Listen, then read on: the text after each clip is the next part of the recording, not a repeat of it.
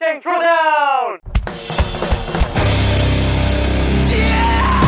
This week's Throwdown is 3 rounds of 12 deadlifts and 18 toes to rings directly into 6 rounds of 6 heavier deadlifts and 6 ring muscle ups. Our demo athlete this week is Mathias Porter. Get him, Mathias! Yo. What'd you just say, dude? Matthias. Get him, Matthias. No? Okay. It sounded like get in my thighs.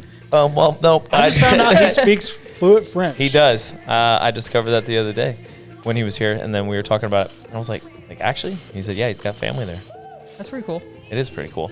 I just want to point out, dude's chiseled out of stone. Like, God, I just don't feel like I could ever look like that. He is married. Yeah. Oh, I was gonna say he speaks fluent French. He deactivated bombs underwater. Yeah. And he's chiseled. Like, look out, ladies. Yeah, look out, but he's taking it. Yeah. All right. We got a fun one today. I thought this was a lot of grip that Yes. really... Super grippy. So just to lay this out there, Mathias is excellent at ring muscle ups. I don't know everything about him as an athlete, so I'm not going to say it's his best movement, but it's a very good movement He's for him. very strong at them, yes. So he is being pretty aggressive on these first sets. He opened with unbroken deadlifts, and then he's doing 2 sets on toes to rings here. And he said that he started feeling his grip very quickly in this workout. So even though he handles this pretty well, I think for almost every athlete, like, you can correct me, but like maybe even you, that breaking up the deadlifts now would be a smart thing to do. Yeah, I mean, I think one, right, like this workout doesn't get real till you get into the next part of the deadlift muscle up portion. This is just to fatigue you as much as possible, pretty much going into that. To me, I think the deadlift is super easy to break pretty quick, so I would almost just go 6-6, just because I think that's easier, and then almost toe to ring, probably 9-9. I think that's just an easier break and something that you're not going to really lose a lot of time on, because if you can hold bigger sets coming into the muscle ups, you make up all that time versus like, hey, I need to take 20-30 seconds in between sets 3 or whatever. It's funny because we were looking at this workout before we started filming, and Trav goes, whoa, that's a lot of deadlifts. And to me, when I look at this workout, all I see is 36 ring muscle ups. Everything else is just like decoration on the side. So all decisions that I would make in this workout would be for those 36 ring muscle ups. So that means I would probably do like quick 4s on deadlifts and 3 sets on toes to rings, just to preserve my grip, preserve my pulling as much as possible, because there is so much time to be lost in 36 muscle ups and not that much time to be gained in doing big sets at the beginning here. Yeah. But also, ring muscle ups are one of my worst movements. So toes to ring is not something that comes up a lot. What's the big differences for people who are used to bar? Yeah, I mean, so the rings are going to naturally go with you, so they're a little easier. So you're able to kind of pull your body into a position that like doesn't feel resistant, so the rings will sway back and forth with you, where I feel like when you're on the bar, you have that static bar that you're now having to work around, which just adds more kind of pressure everywhere. To me, they're just kind of like, I feel like it just goes all grip. I don't feel like it does become lower abdomen and whatnot, but to me, it's more of a grip fatigue just because it's a much slower movement too, as you can kind of like see, like he's just kind of like fluid with it as he goes into the toe to ring, where on toes to bar, they're definitely much faster and more tension everywhere. yeah, you don't really have to use your lats like at all on toes to rings. If you are not very good at compressing, like folding your body in half, then you can just get into a bigger arch to give you more momentum to get your legs up. So you don't really have to like push down on the bar with your lats like you, how you would do on toes to bar. You don't really have to do that on the rings, but like Trav said, the movement is slower and you're just going to be hanging for longer. So it is going to be more grip, which kind of plays into what we just said, where you need to really work on preserving your grip on this. Yeah, one thing to even highlight what he did a good job of there was like taking the break of inside the toe to ring and going ahead and changing just one side, going back up, being able to do another set, change the other side, go back up and finish the third set. So I think if you're doing that, like plan the breaks kind of accordingly versus, hey, I'm going to knock out all 18 toe to ring and then go change the weights. Use that to take the break in between it and still allow you to like keep the midline as fresh as possible. Man, he really does make those look easy. Yeah, his muscle-ups are awesome. Yes, when you're changing your own weights in a workout, picking where you change it is part of your strategy. So he did a great job, like you said, using a break that he was already going to have to take to change the weights. I think what I would do differently is maybe just change both plates at once to take away walking back and forth twice, because I think that probably slowed him down a little bit on that set. But, I mean... He's still doing. He a really good job. He has 36 ring muscle ups ahead of him, so there's way that, too the more much break, yeah. to focus on there to really worry too much about. Yeah, I think he's also doing a really good job of not being urgent. Like he's moving very just like smooth and consistent the whole time. Like he's definitely taking a little bit longer break here, but just overall you can see like he's not rushing and sprinting.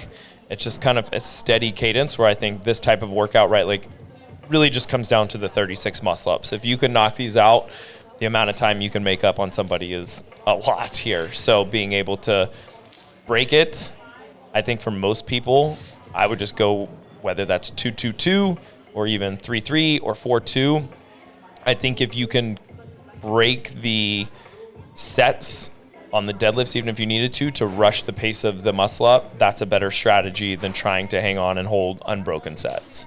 Yeah, so that's going to be the last set of muscle-ups that he does unbroken. And like we said already, muscle-ups are a very strong movement for him, so that should give you perspective on what those are going to feel like this deep into the workout.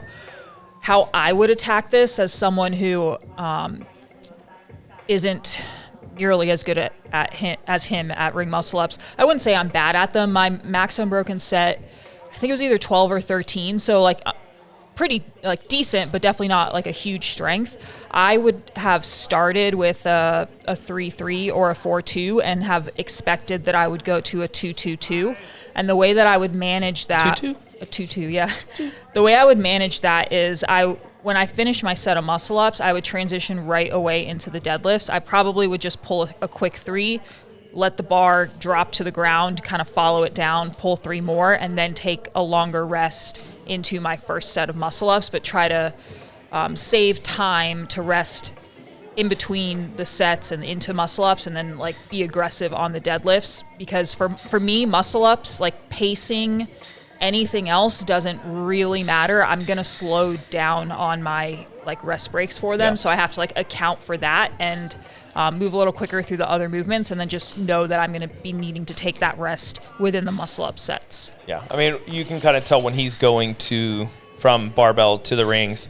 The last one, he was about a 20-second break. So I think immediately from this point, like his muscle ups are already really good. Just hop up and do a set of 3. I think to Mia's point, like the amount of time spent doing this, even if it's like just hop up and do 2, just gets the reps going, and then you start to just build the confidence in that. But that's something that you have to practice in training and getting used to.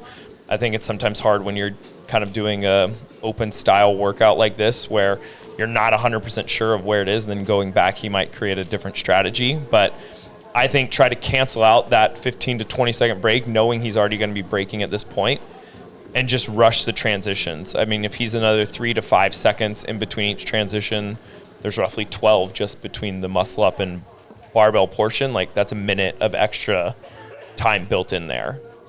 Yeah, so he mentioned after the workout that when he was going into the arch position of the muscle up, he was feeling like my grip feels sketchy. Like I might not have much more to hold on to. So I wonder how much time he could take off on this workout if he took a more conservative grip approach at the beginning, and just, even if it was just the deadlifts, like keep the toes to rings the same, but even if he did like a quick 4-4-4 and then a 3-3 on these, or even 2-2-2 with a quick drop, if he could keep 6s on the muscle ups longer, because he said it wasn't really muscle up fatigue, it was grip fatigue. And a rest break on ring muscle ups is just so long compared to any other movement. I'd be interested to see if he could hold those 6s, how much time or he if could you take went off. 12 singles on deadlift. I mean, that's probably still faster than an extra 20-second break, right? Yeah. I mean, it'd be pretty close. Yeah, because he does let's see, came down at 9:24, so let's see how long of a rest that is. Yeah, and I mean, I think that's the bigger part. Like when you're at a point in time in a workout like this, it's like a strict handstand push-up. When it goes, there's nothing you can do. Like, it's just gone. And you just have to wait. And that's sometimes like the most frustrating part when you're doing workouts like this and it's not like mentally allowing yourself to push. It's like, no, my body's telling me I'm about to fall off these rings if I don't take a longer break.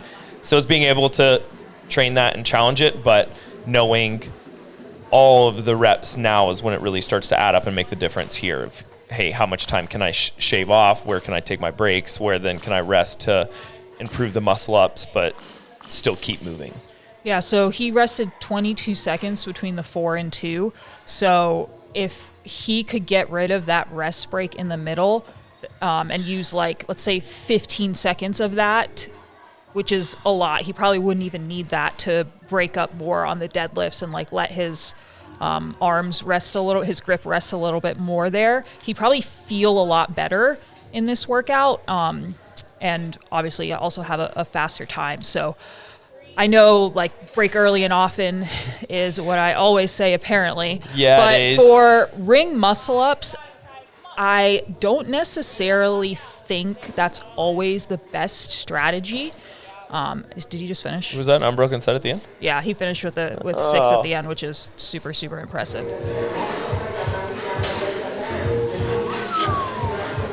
Wow. How'd that feel? A lot of grip. After those first 3 rounds, I was like, oh boy. It's just 6 ring muscle ups, but with the 18 toes to ring and 12 deadlifts, makes it real hard. Really hard. Good job, man. Yeah, thank you.